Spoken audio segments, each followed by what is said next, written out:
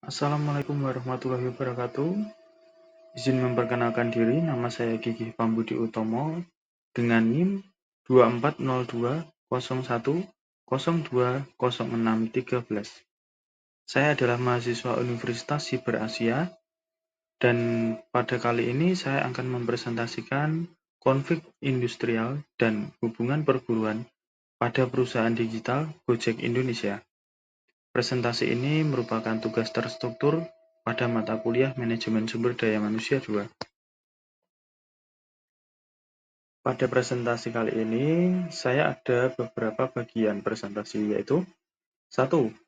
Penyebab konflik 2. Contoh kasus 3. Negosiasi dan mediasi 4. Peran Human Resource Management 5. Kepatuhan hukum dan yang keenam, kesimpulan. Pada bagian yang pertama ini, saya akan menjelaskan penyebab konflik yang menimbulkan permasalahan internal pada perusahaan Gojek. Yang pertama adalah ketidaksesuaian upah. Tentu saja, ketidaksesuaian upah itu bukan hanya terjadi pada perusahaan Gojek. Di perusahaan-perusahaan lain pun, hal tersebut pasti menimbulkan konflik antara perusahaan dengan karyawan. Dan yang kedua, beban kerja tinggi. Beban kerja yang tinggi yang dialami oleh para pengemudi atau para driver Gojek yang menimbulkan demo-demo dari para Gojek kepada perusahaan. Dan yang ketiga, kontrak kerja yang tidak jelas. Seringkali terdengar berita terkait kontrak kerja yang tidak jelas antara pengemudi Gojek dengan perusahaan Gojek yang menyebabkan munculnya demo atau munculnya konflik antara para pengemudi dengan perusahaan Gojek. Berikut ini adalah contoh kasus yang terjadi pada Gojek Indonesia. Beberapa kasus berikut merupakan kasus yang saya pilih dan saya pilah, yang kemudian saya tuangkan dalam presentasi ini. Yang pertama adalah tarif dan insentif. Penurunan tarif dan insentif yang diterima oleh pengemudi Gojek tentu saja mengakibatkan penurunan pendapatan yang memunculkan konflik antara perusahaan Gojek dengan para pengemudi Gojek. Kemudian, status. Keinginan para pengemudi Gojek untuk mendapatkan status karyawan dan mendapatkan jaminan sosial maupun tunjangan lain sebagaimana karyawan yang ada pada perusahaan lain. Kemudian yang ketiga, transparansi. Transparansi berikut adalah transparansi terkait dengan pembagian keuntungan yang diterima oleh perusahaan dan yang diterima oleh pengemudi Gojek. Kemudian adalah order fiktif.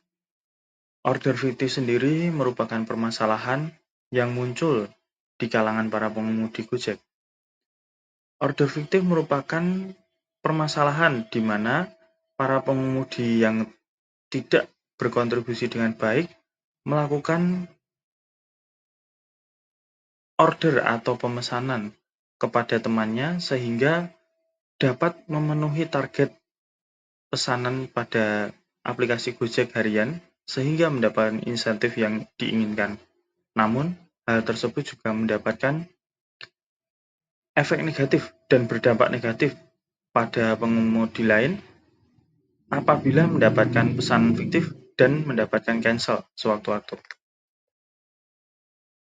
Selanjutnya, berikut adalah bagian negosiasi dan mediasi.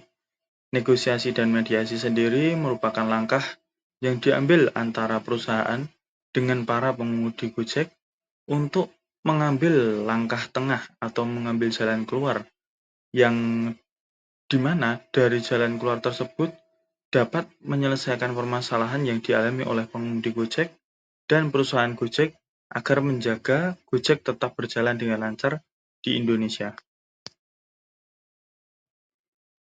Berkaitan dengan manajemen sumber daya manusia, tentu saja pada suatu perusahaan, terutama perusahaan Gojek, peran Human Resource Management sangat dibutuhkan.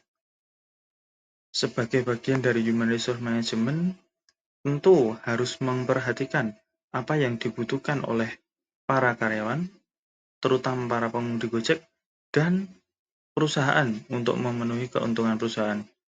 Human Resource Management sendiri harus meningkatkan komunikasi, karena komunikasi itu merupakan hal yang penting sebagai penghubung antara perusahaan dengan para pengemudi Gojek.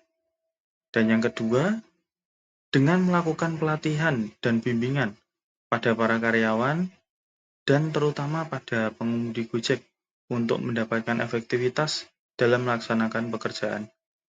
Selain itu, HRM sendiri juga harus memperhatikan kebijakan kerja yang adil.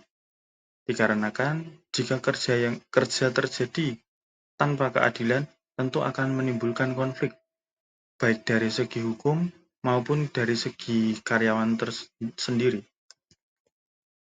Kemudian, manajemen sumber daya manusia sendiri tentu harus memastikan apa yang berkaitan dengan kepatuhan hukum. Dikarenakan Indonesia merupakan negara hukum, maka kepatuhan akan hukum tentu harus sangat diperhatikan. Selain itu, kita juga harus memperhatikan hak dan kewajiban yang diterima oleh para karyawan. Dikarenakan manajemen sumber daya manusia bukan hanya memperhatikan sumber daya manusia saja, namun bagaimana sumber daya manusia tersebut akan tetap patuh pada hukum dan patuh pada perusahaan serta berkolaborasi untuk mencapai keuntungan yang sangat tinggi. Kemudian yang terakhir, memasuki pada bagian kesimpulan. Pada bagian ini ada 4 kesimpulan yang ingin saya sampaikan. Yang pertama adalah konflik itu merupakan hal yang wajar, karena tidak mungkin suatu perusahaan atau suatu usaha tidak memiliki konflik, baik itu konflik internal maupun konflik eksternal. Pasti akan muncul suatu konflik dalam suatu perusahaan. Dan yang kedua, berkaitan dengan konflik tersebut, tentu kita harus mengelola konflik. Kita harus memitigasi apa risiko-risiko konflik yang akan muncul sebelum melakukan tindakan agar tidak terjadi kesalahan fatal kemudian. Dan yang ketiga, HRM atau Human Resource Management itu adalah penentu keharmonisan. Karena HRM adalah penjembatan atau orang yang menjembatani antara perusahaan dengan para karyawan. Dan kemudian kesimpulan yang terakhir adalah dengan membangun sistem kerja yang adil.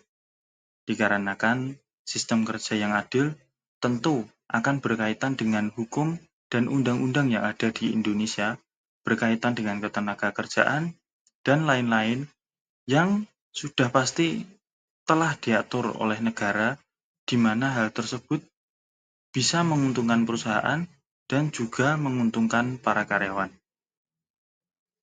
Demikian presentasi dari saya. Apabila ada salah kata dan ucapan, saya mengaturkan permohonan maaf yang sebesar-besarnya. Akhirul salam. Wassalamualaikum warahmatullahi wabarakatuh.